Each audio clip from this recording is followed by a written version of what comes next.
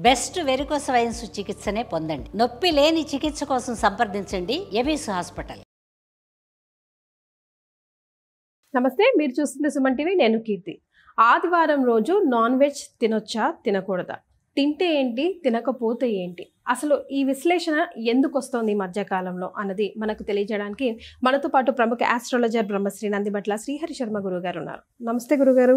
వాగర్థావివ సంపృక్తౌ వాగర్థ ప్రతిపత్తయే జగతః పితరౌ వందే పార్వతీ పరమేశ్వరౌ ఆదిత్యాయ చ సోమాయ మంగళాయ బుధాయ చ గురుశుక్ర శనిభ్యశ్చ రాహవే కేతవే నమః. శృంగేరి జగద్గురు పీఠాధిపతులకి, కంచి పీఠాధిపతులకి నమస్కారములు తెలియజేసుకుంటూ కార్యక్రమాన్ని ప్రారంభిద్దాం. గురుగారు, మీకు అస్సలు నచ్చని టాపిక్ ఈరోజు నేను మిమ్మల్ని అడగబోతున్నాను. నాన్ వెజ్ ప్రియులు చాలా మంది ఉంటారు, కానీ వారంలో ఏ రోజు తిన్నా తినకపోయినా అట్లీస్ట్ సండే అవాయిడ్ చేయండి అని చాలా మంది చెప్పడం, చాలా మంది కూడా ఈ మధ్య పాటించడం నేను వింటున్నాను. ఓకే, అట్లీస్ట్ సండే మనం అవాయిడ్ చేద్దాం, ఇది మన శాస్త్రంలో లేదు, అసలు మన హైందవ ధర్మంలోనే లేదు, ఇది ఇమిడించబడిచింది కావాలని, మన ఆరోగ్యాన్ని దెబ్బతీయాలని అని చెప్పేసి. సో అసలు తినొచ్చా తినకూడదా, తింటే ఏంటి తినకపోతే ఏంటి? ఈ ఆదివారానికి సంబంధించినటువంటి శాస్త్ర విషయాన్ని మొదలు చెప్పుకుందాం. గురుగారు, ఎందుకు ఈ ఆదివారాన్ని మనకు చూపించారు తినే విధానంగా అనేది కూడా చరిత్ర.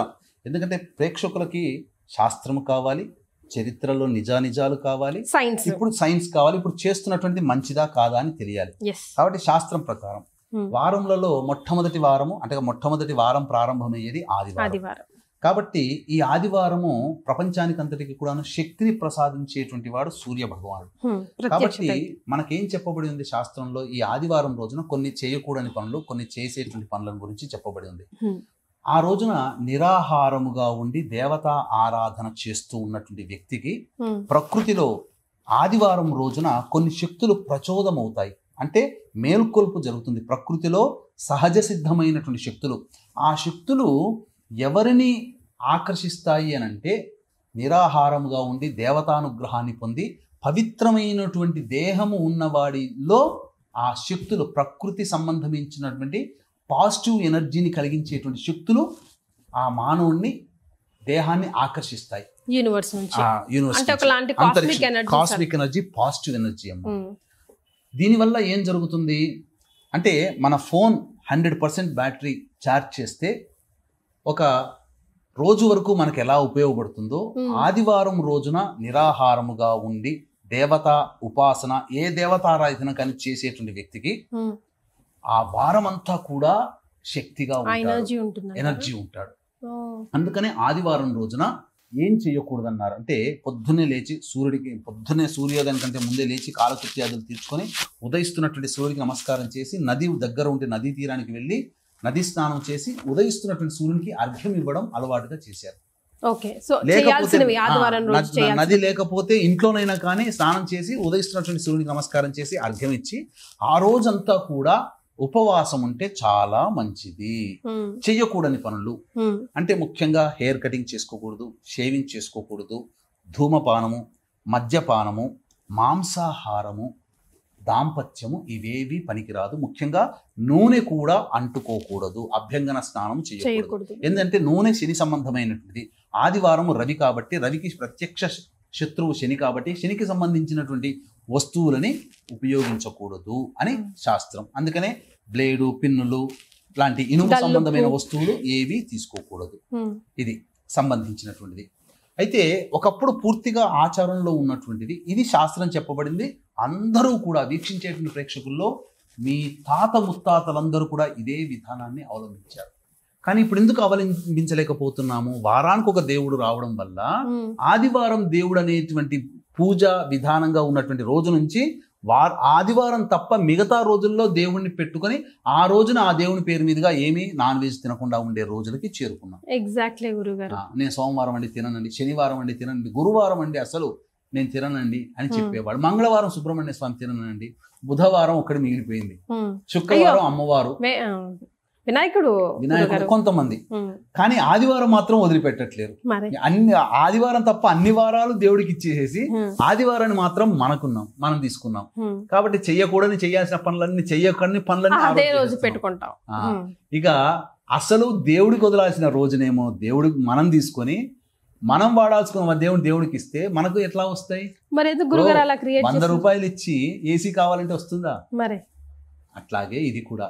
కానీ చరిత్రలో ఏముందంటేనమ్మా, మనకు ఇది ఎందుకు ఇట్లా అలవాటు అయిందంటే చరిత్ర తెలుసుకోవాలి. శాస్త్రం చెప్పాను కదా, చరిత్ర తెలుసుకోవాలి. బ్రిటిష్ వాళ్ళు రాకముందు వరకు కూడా మన వాళ్ళందరూ సంపూర్ణ ఆరోగ్యంగా ఉండేవాళ్ళు. వాళ్ళు మన ఇండస్ట్రియలైజేషన్ని పూర్తిగా నాశనం చేసేసి వాళ్ళకి సంబంధించినటువంటి కాటన్ మిల్స్, వాళ్ళకి సంబంధించిన పరిశ్రమలు ఇక్కడ పెట్టిన తర్వాత మన వాళ్ళు ఓనర్లుగా ఉన్నవాళ్ళు కూలీలుగా అక్కడ పనిచేస్తుండేవాళ్ళు. ఆ స్థితికి దిగదార్చారు. అంటే మన కుల వృత్తుల్ని, చేతి వృత్తుల్ని డిస్ట్రాయ్ చేసేసారు పూర్తిగా.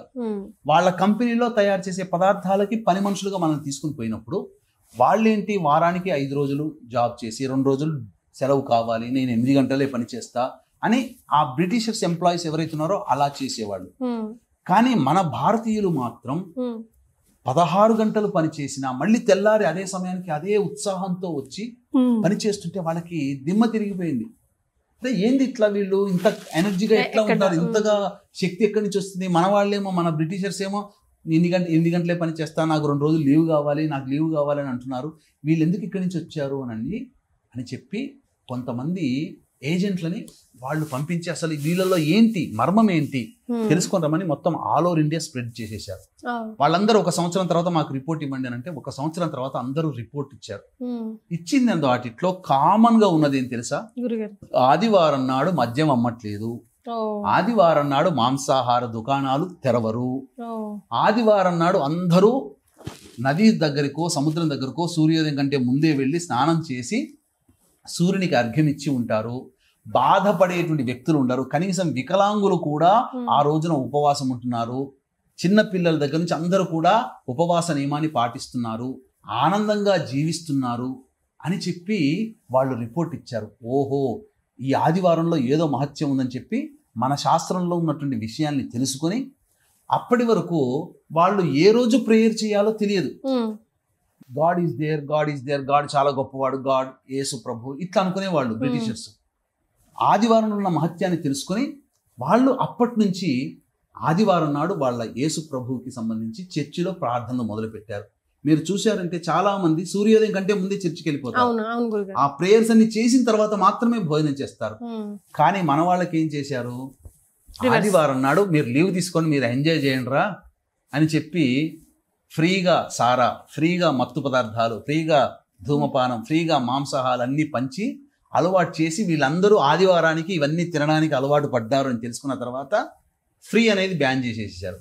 మన వాళ్ళు ఇక ఎలాగో ఫ్రీ అని అలవాటు పడ్డారు కాబట్టి ఆదివారం వచ్చేసరికి ఎక్కడ లేని పనులన్నీ చెయ్యడం, చెయ్యకూడని పనులన్నీ శాస్త్రం ప్రకారం చెయ్యకూడని పనులన్నీ ఇలా చేయడం, తద్వారా ఆదివారం యొక్క మహత్యాన్ని మనం కోల్పోయాం. అందుకని మీరు చూశారంటే నార్మల్గా చూస్తే ఇస్లాం కంట్రీలో శుక్రవారం నాడు చాలా నియమంగా ఉంటారు. ఇది అట్లాగే మనం వృత్తిలో మన దేశంలో కనుక చూస్తే శనివారంకి వచ్చేసరికి మనలో నాడుల్లో శక్తి తగ్గుతుంది, డల్గా ఉంటుంటాం.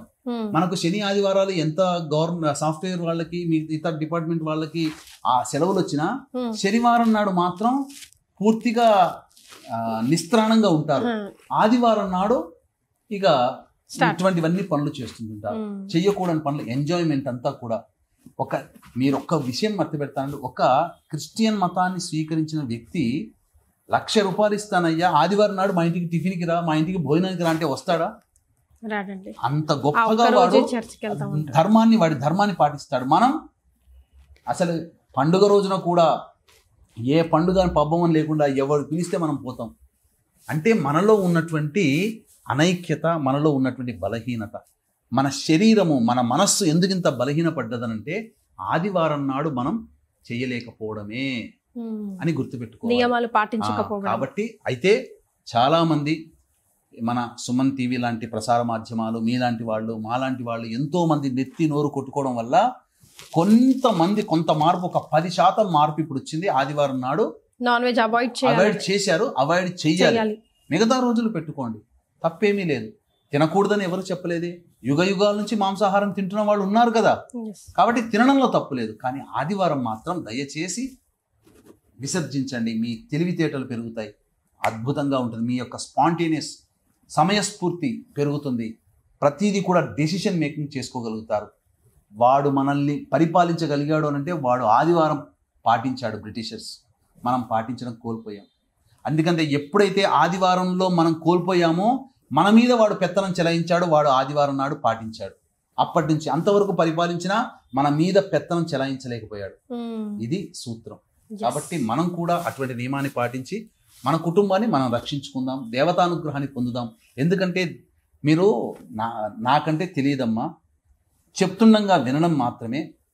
మాంసాహారం అతిగా కానీ మాంసాహారం భుజించినటువంటి వ్యక్తి యొక్క శారీరక మానసిక స్థితి ఎలా ఉంటుందని చెప్పడం జరిగింది. మజ్జుగా ఉంటారట, ఏ పని చేయబుద్ధి కాదట, మత్తుగా ఉంటుందట. ఇది వాస్తవమేనా? అవును గురుగారు, కొంచెం లేజీగానే ఉంటాం. మరి అటువంటి ఉన్నప్పుడు శరీరంలో దేవతానుగ్రహాన్ని ప్రసాదించడానికి మనకు వచ్చినప్పుడు మన శరీరంలో యాక్సెప్ట్ చేయడానికి రెడీగా ఉండాలి, డోర్స్ ఓపెన్ ఉండాలి కదా. అది రైట్.